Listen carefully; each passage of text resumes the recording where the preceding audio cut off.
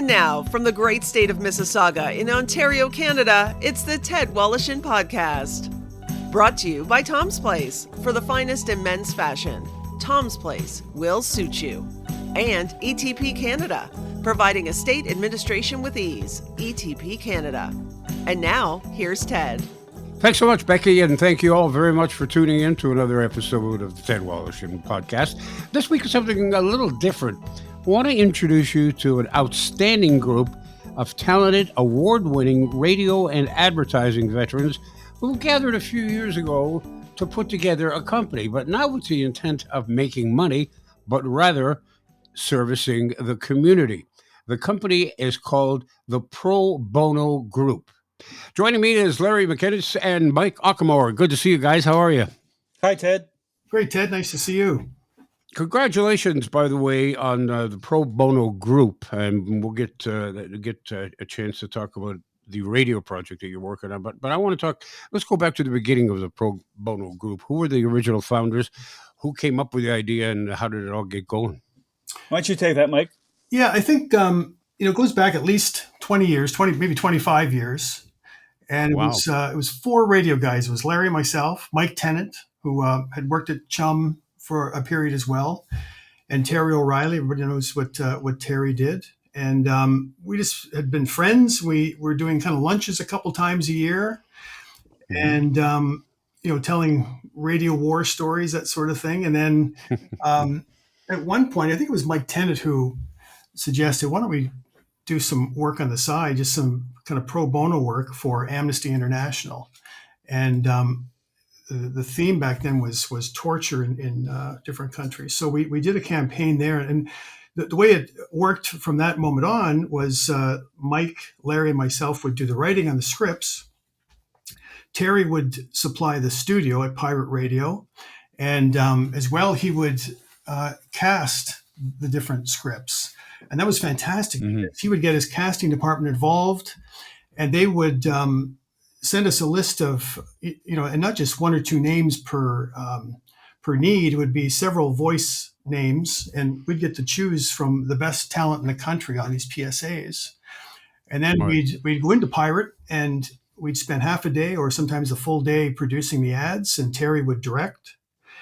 And we'd have just a lot of fun kind of working together that way. And then after that, we'd take the PSAs, and the four of us would kind of use our contacts and in radio to get some airplay, as much across the country as possible. So it did start with Amnesty International, and then after that, we did quite a bit of work for Red Cross, and continue to this day to do work for the Red Cross. And were these various charitable organizations approaching your group, or were you selecting them on your own and then approaching them and saying, look, do you need some help? A lot of it was us selecting. So the first one, of course, that was Mike's idea. And then the Red Cross was actually Tim Steele. Tim Steele was, I think he was head of Major Market Broadcasters at the time, which was working with Chum, and he knew Larry and I, and he asked us if we would, he was also doing some work for the Red Cross, and he asked if we would get involved in doing some work for them, and we said, sure. And then after that, I think, I'm not sure who suggested, we did work for the Stephen Lewis Foundation. That was one of our members. Larry, I'm not sure whether that was you, or is that Mike possibly? I'm not sure. I think that was Mike. Was that Mike? Okay. Yeah, and then Mike and I were both on the board of directors. Mike Ockamore and I were both on the board of directors for Mary Center, which is an organization in Toronto that helps adults with developmental challenges, and we did PSAs for them. Over the years, and lately, since in the last 2 years, Mike and I have been really proactively seeking out causes. Lately, we really want to do something about food banks. We want to do something about homelessness. And during Hurricane Fiona in the East Coast a year or so ago, we enlisted Ron James, who's a maritimer like myself, and he did some great PSAs for us for that. So we've been pretty regularly, almost monthly, doing creative and sending it out across the country for the causes we believe in. And right now our emphasis is on food banks, homelessness, and of course our newest pro radio project. Do you find that radio stations today in general are more willing to run PSAs than in the past? Because it seems to me that years ago when I was in radio, there were more PSAs than there are now. I know for one thing, I know as a former creative director, of course, Larry is too. They always had to run. I'm assuming it's still the same with the Promise of Performers, where you had to run a certain number of minutes per week of PSA time, and you'd get all kinds of requests, but you'd get a lot of, not a lot of great creative coming in. And if you wanted to put that on, you certainly wanted to find the best causes, and a lot of times you judged it by really good creative that would sound good on the air. So that was important to us too, in that respect. And then, of course, you've got radio stations that have their own personal causes, like Bell Media with their Let's Talk thing, which would use up a lot of their PSA commitment, right? Yeah. Yeah, most yes, do. But it's amazing.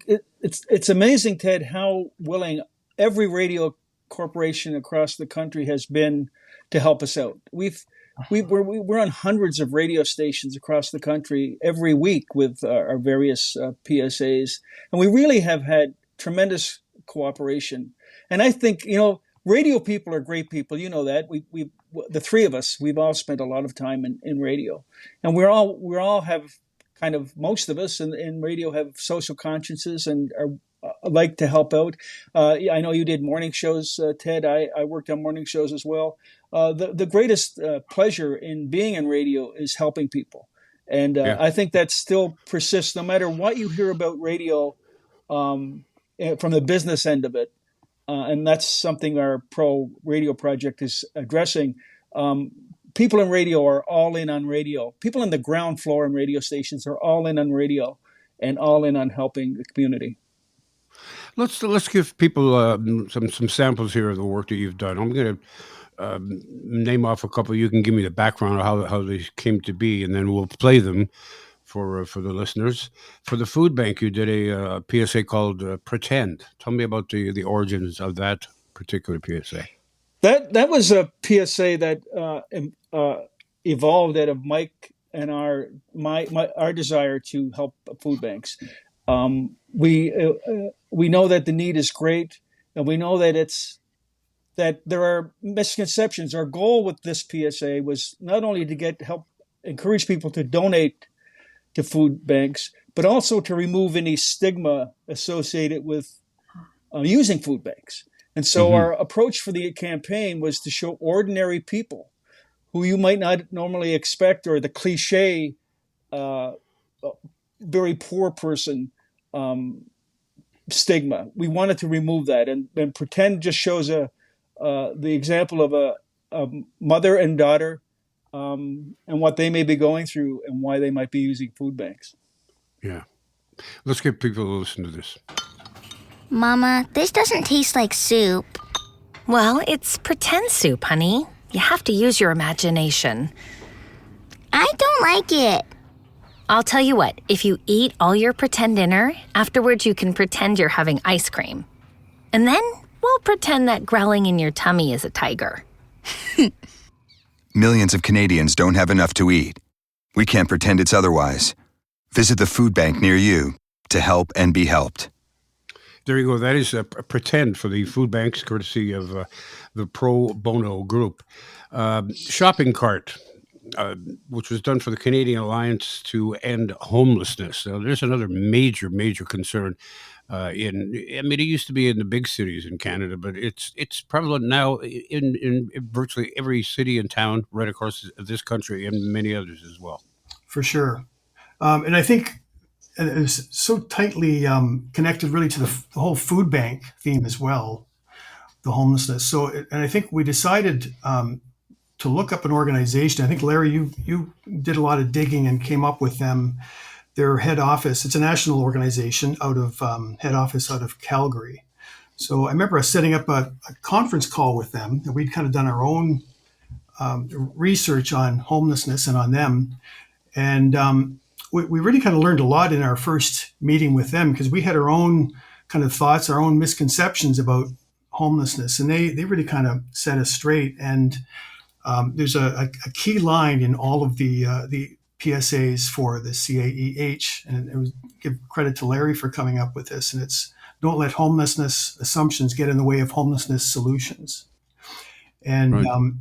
because I know we went in, to our meeting with them, thinking about the mental health aspect and the drug use. And, we found out that a lot of that happens after people become homeless. They're out of desperation to kind of numb the pain. They turn to drugs at times. So that was really key for us. And this particular PSA called Shopping Cart, I think it's something that right away everybody could understand and think about. We've all seen somebody pushing their life around town in a shopping cart, and you have your own thoughts about what you're seeing at the time. So that's what this ad is all about. Yeah, that's a really interesting point you make, that the many of us labor under that misconception that these people are homeless because they have an addiction to drugs, whereas, as you point out, sometimes it's the other way around. It's the homelessness which leads to the addiction. A lot of it is a crisis in affordable housing as well, Ted. Sure. And really complicated during COVID. It became a real disaster during COVID. We record all our PSAs at Wanted Sound Plus and Picture in downtown Toronto. They volunteer all their studios and sound designers to us. And we record in the neighborhood of Sherbourne and Gerrard. And right around the corner in the park, as we go into the studio, every time we do new PSAs for the Canadian Lions to End Homelessness, we have to walk by a huge encampment of families and people living in tents and living under trees. It's it really hits home. It's such a disaster, and as you said earlier, not just in the big cities. It's all across the country. It is. Here now is Shopping Cart. He could be 30. He could be 50. Life has aged him beyond his years. A shopping cart carries everything he owns. Here he comes, toward you. What you think you know about how he got here is probably wrong. Don't let homelessness assumptions get in the way of homelessness solutions. Go to CanadaCanDoIt.ca. Help the Canadian Alliance to End Homelessness. Let's talk about the Red Cross here and the work that you did in a commercial called Reminiscing. I mean, here's an organization that's, with all the tragedy that exists in the world, I mean, the Red Cross is at the forefront of just about every one of those. And then, the domestic issues as well. Kind of difficult to surmise the work that they do in one 30-second spot. How did you choose your direction in this area? This one is called Reminiscing. It's to promote learning water safety. But we've done work for Red Cross in hurricane relief in Haiti, for Hurricane Fiona in the Maritimes, for various emergencies all over the world, for the Ukraine, on the ground helping Ukraine. So we've done various campaigns for them. The Reminiscing one is one we did several years ago that was directed by Terry and cast by Terry at Pirate Radio. And we tried to put in terms to imagine yourself the consequences of not learning water safety. And that's what this whole PSA is about. Right. Because as I mentioned, I mean, you could do an entire 52 weeks of Red Cross commercials, just of all the different work projects that they're involved in. Feed Ontario as well, and a commercial called Zoe. Yes. Zoe is one of about 5 ads that we have done to date for Feed Ontario. And this is actually just to kind of take you back a bit. We mentioned about the origins of the Pro Bono Group. Terry O'Reilly, of course, has moved on from radio. He's heavily involved in his podcast with the Apostrophe Podcast Network. But Terry is still a supporter of ours. He plays many of our PSAs in his various podcasts, which is fantastic. And we also use him for guidance for casting as well, because we figured that Terry would know just about every voice in the country. So this is one of those cases where we sent him the scripts for Feed Ontario, and he immediately sent back a list of potential voices. And the one thing that I know Terry always likes to do is to find a very different sounding voice. And two of the voices that he gave us, actually, I'll mention the 5 different voices we used in the campaign. Each commercial is really only one voice, but they're all Toronto people, some great actresses. There was Julie Kaner, there was Ruth Marshall, Christina Nickel. And then the other 2 that he recommended are names you'd know, Mark Jordan and Molly Johnson. And I know Mark Jordan, you've had as a guest not that long ago on your podcast. Yep. And he has used those voices in the past just because they're very different voices from the usual, state announcers. In this case, with Zoe, it's Molly Johnson as the voice, and she gave us a tremendous read. I remember, the first couple reads she did in the studio, you knew you had the right kind of person for this, and it just really makes it stand out. And it's based on kids just not getting enough food to be able to concentrate in school, and it affects their schooling. In fact, they had Feed Ontario just centered a marketing campaign just in the past couple of weeks about that, just talking about the number of kids and the effects it has on them in school and the drop in grades and everything else. And the latest figure said that there's over 240,000 children that visited a food bank in Ontario last year. That's just this province alone. So it's pretty devastating. But anyway, this is Molly Johnson voicing. Life will be a struggle for Zoe. Zoe will not apply to post-secondary school because Zoe might not finish high school, because Zoe can barely concentrate in grade school, because every day Zoe goes to school, Zoe is hungry. Help keep food banks full. $16 donated to Feed Ontario can provide breakfast for a hungry child for 1 month. Learn how you can help at feedontariotogether.ca. Okay, there you go. That's just a sampling of PSAs that the Pro Bono Group have produced over the years, and responsible for numerous awards from Broadcast Dialogue magazine and the Crystals, which is the industry awards each year for commercials. Ted Wallachin returns in a moment.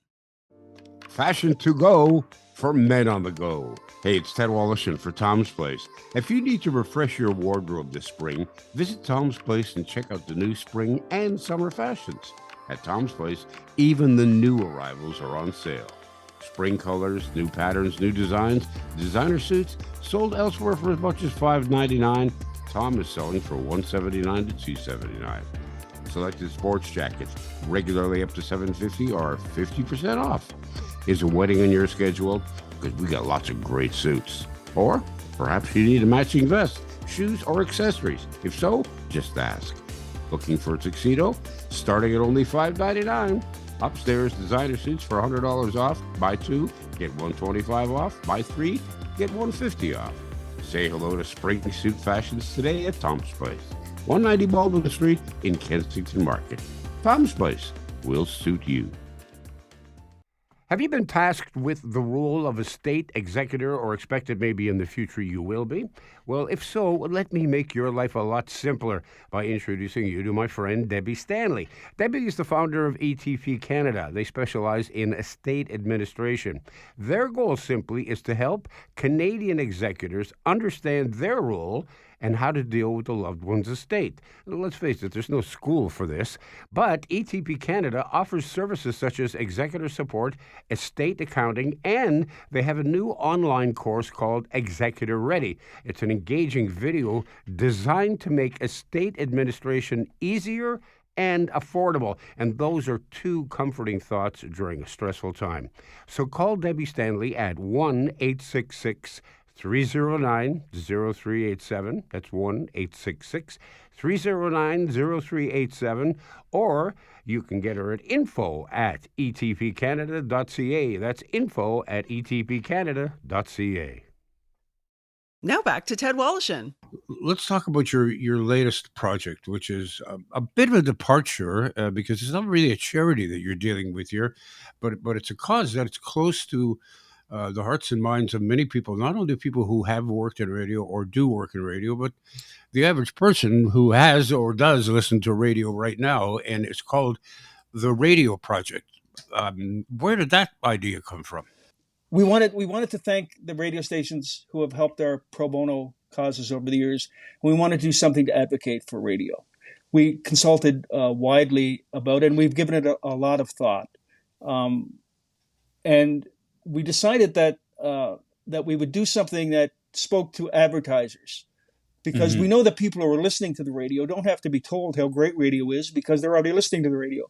But we think it's important that advertisers understand the power of radio. I have one of my clients, my personal clients, is a Google company. They do they're Google search engine company, and they advertise heavily on radio. And they have data for everything. And last November, when I was working on their latest campaign, they confided to me that they can tell their data is so thorough. They can tell you how many left-handed people ordered a new roofing from what roofing company on a Sunday afternoon. It's that comprehensive. And they told me that all their data tells them that the most successful and effective advertising they do for themselves is the advertising they do on radio. And we just think that it's important for radio stations to get that message out. And so we want to help radio stations, because listen, the more business radio stations can get, the more ability they will have to keep people, to keep hiring people, to be vital in their community. And that's what we want to do with the Pro Radio project. So let me ask you this without getting too political here, because Lord knows we have so often on this podcast. When you hear a senior management of a major radio chain say AM radio is no longer a viable thing, what are your thoughts? Well, I'll be honest with you, that was one of the things that spurred us on. We had already been thinking about the project for about a month or two before that happened. And when that became public, and I know that radio stations I work with and clients I work for both heard reaction to that comment. And we know it's not true. We know radio works. Mike and I know it. You know it, Ted. Radio does work. And as I said, radio doesn't do enough to advocate for itself. And that's what we want to do. It's, I think unfairly, people in radio get tarred with the brush when somebody who doesn't really know the business. And I don't know the gentleman who made that remark, and I have nothing bad to say about him. I don't know him, but I don't think he really understands radio. And I think people who are in radio, the hands-on people who work in every department in radio stations, know that that is not true. And advertisers who have had great success with radio knows that that's not true. And we want the world to know that that's not true. It's interesting how you approach, in terms of radio sales, how oftentimes they look strictly at numbers, and they say, well, you just don't have, your numbers just don't fit, our demographic, or your numbers are not large enough. And yet there are other people, and I'll give you one example, who's an advertiser on this podcast, and that's Tom's Place. And Tom is a guy who goes strictly by gut. He knows what his clientele likes, and he knows what loyalty means in terms of his clients being loyal to him and him being loyal to the places where he advertises. And he sees the value in that, and sort of circumvents that whole traditional way of approaching radio. What are your thoughts on that? Thought is that radio can make an emotional impact and make a personal connection that no other media can make. We tend to listen to radio in very private places, in our kitchen, in our bedroom, in our car, in the bathroom. We're usually alone listening to the radio, and radio, when it's done right, is locally focused and makes a connection with the listeners on a personal level. And so the campaign we've done for the Pro Radio project, it doesn't contain data, doesn't contain sales jargon. It strives to make a connection with listeners so they recognize themselves, and advertisers so they recognize that listeners have a need for what they need to sell on the radio. And that's really the whole strategy behind it. Is if there's data and there's sales jargon, that's not the radio ads are not the place for that. That's something that the radio station salespeople can handle in their own one-on-one fashion, but that's not the job of the radio commercials to do that. And we know that radio works because it makes that emotional connection. We know it, and we've all seen the proof of it. Exactly.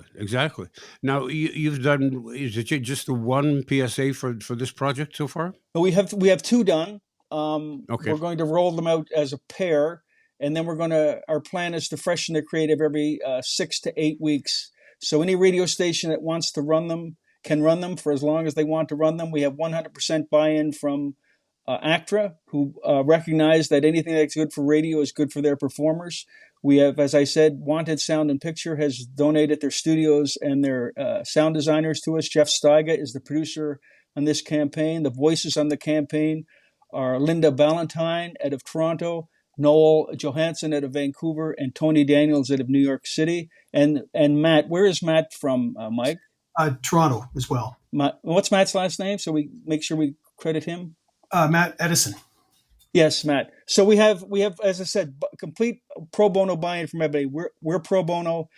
So the writing is pro bono, the production is pro bono, the voice talent is pro bono, because we all believe in radio, and we want radio to make a better case for itself.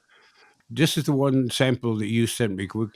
This is not available yet for anybody on their station, but we can play it for them right now. Yes.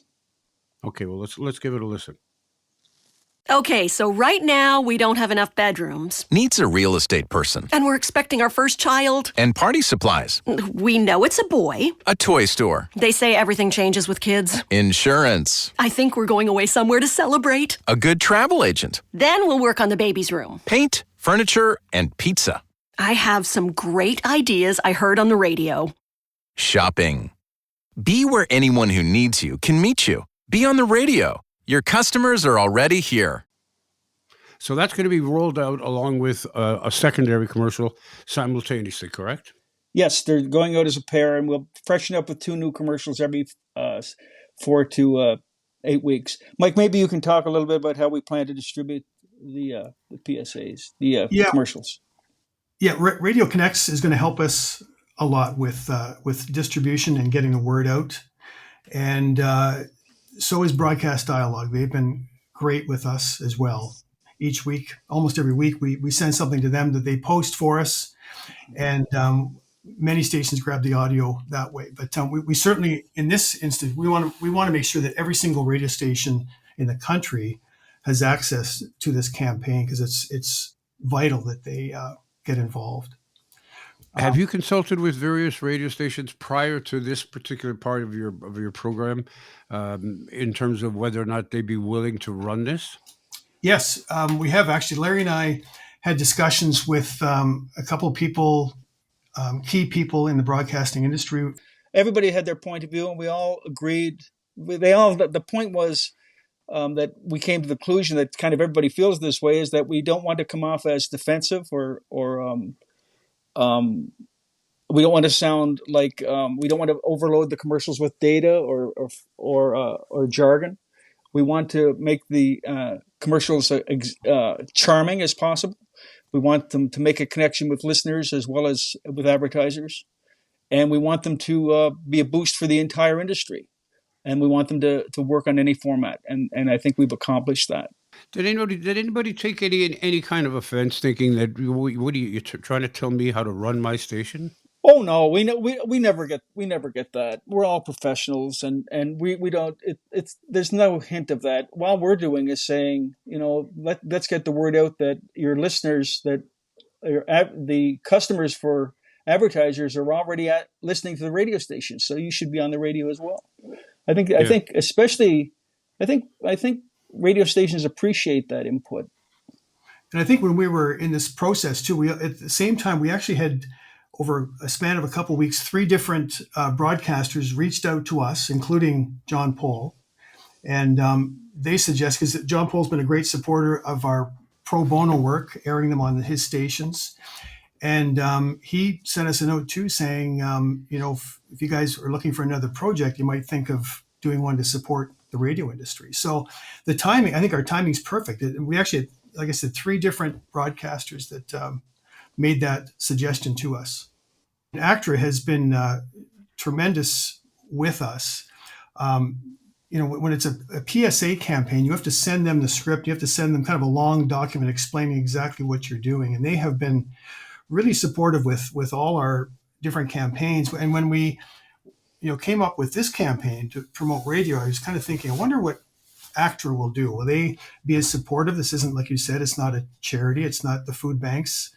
But they immediately bought in, and they saw the importance of it because so many of their people rely on voiceover work. So they jumped right on. And I also just wanted to mention too, so we don't forget, we have all our ACTRA paperwork. Even when something is cleared by ACTRA, you still have to do the paperwork. And we get all our paperwork done by BC Productions, which is, despite the name, it's in Toronto.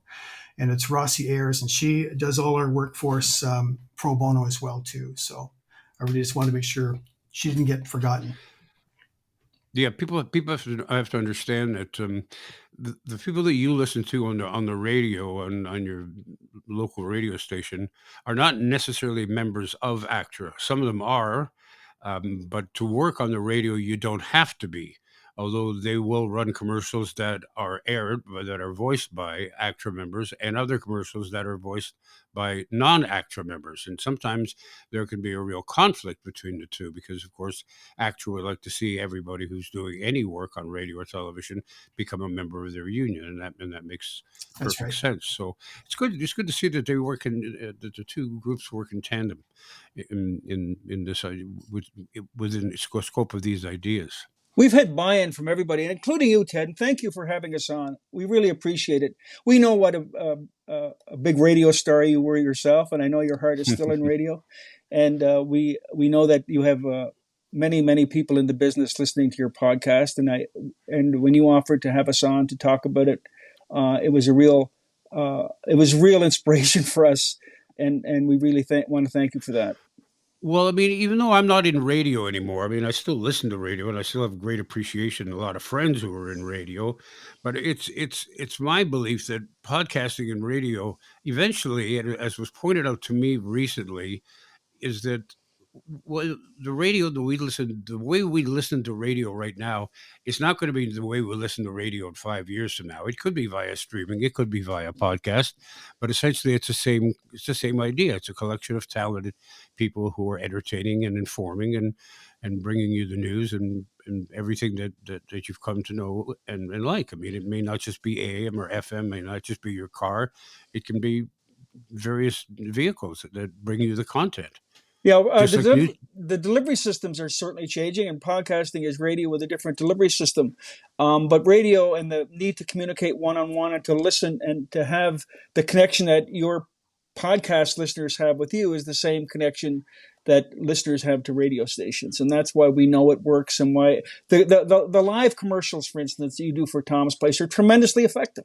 Like, they're great ads, and one of the reasons they're great ads is that people know and like you and trust you when you talk about somebody that you believe in. Yeah, well, it helps, makes it a lot easier for me because I've been doing it with Tom for 20 something years now, right? Yeah, and I think people sense a belief when they see you talking or promoting a product and a service, and they know that you actually buy your clothing there, or you buy your food there, or you like to go to this particular restaurant, and they sense that there's a real connection. It's not just somebody who's paid to flap their gums and say, oh yeah, this is the greatest thing I've ever had, right? That's exactly the kind of feeling we were trying to get across with our pro bono project. That radio is very personal, makes a deep connection that you can't necessarily make in other media, and that it works. With the great success that your organization has enjoyed over the years, are you being approached by more and more people in the industry to want to become part of your group and want to become part of those commercials, whether for personal reasons or professional reasons? Well, if you check our website, you'll see the many names on the website of the people who are now honorary members of the Pro Bono Group, including yourself. Mike looks after all of that stuff. Maybe Mike can tell you more about that. We get a lot of people who volunteer their services too. Lots of friends who are announcers on air. Lots of people have said that they would be available, which is really nice to hear. And each project is just kind of cast accordingly. So, but yeah, the website's pretty new. Something we just launched, I think, back in March, and it's really been helpful. We wanted to have the website not to go looking for more people to approach us on to help them out necessarily.